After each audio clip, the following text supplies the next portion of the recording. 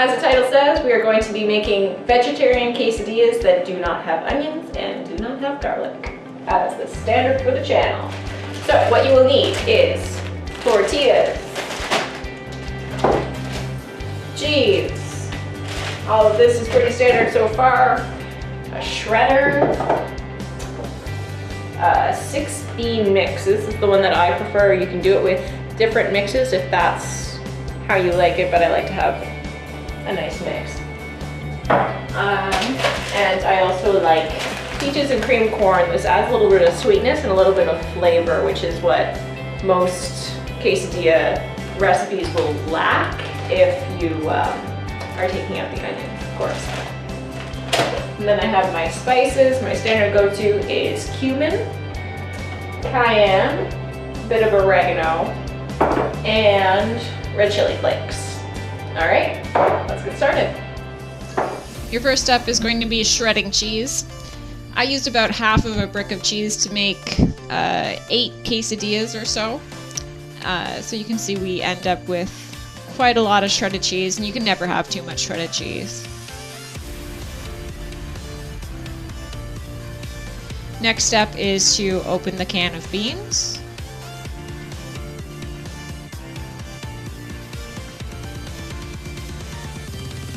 Here we go, and then you want to rinse your beans out. Canned beans are a little bit better than raw beans because they are a little bit softer, and I do find that helps when you're cooking them. So give them a good rinse.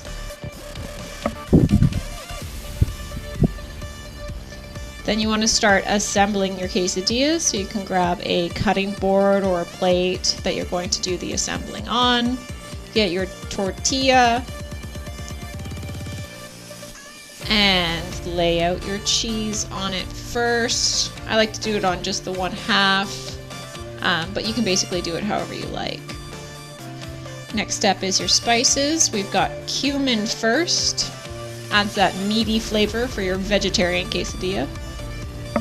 Next up is a little bit of chili flakes. Not too much. It's going to add a little bit of sweetness and a little bit of spice. And then I have cayenne as well. You can always skip the cayenne, but I do like the added bit of spice.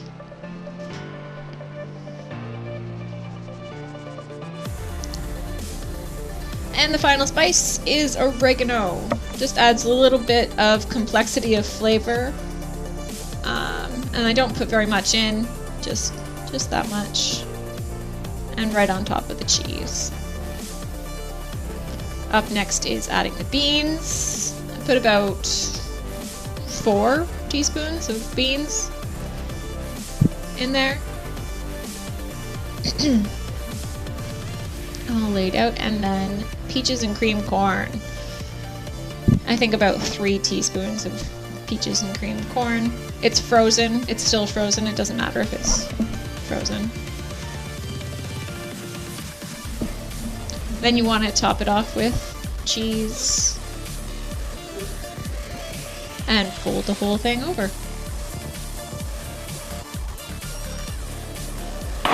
You'll want to heat up one of your pans. I like to put it at 3 or 4 or a nice low medium. Now it's time to add some butter to your pan. Swish it around. Grab the quesadilla. Whole thing. Stick her in there. You're going to have to wait about 2-3 minutes to flip it over, and it should be a nice golden brown on the other side when it's ready.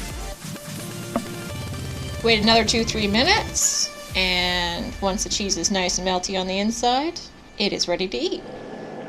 Quesadilla goodness.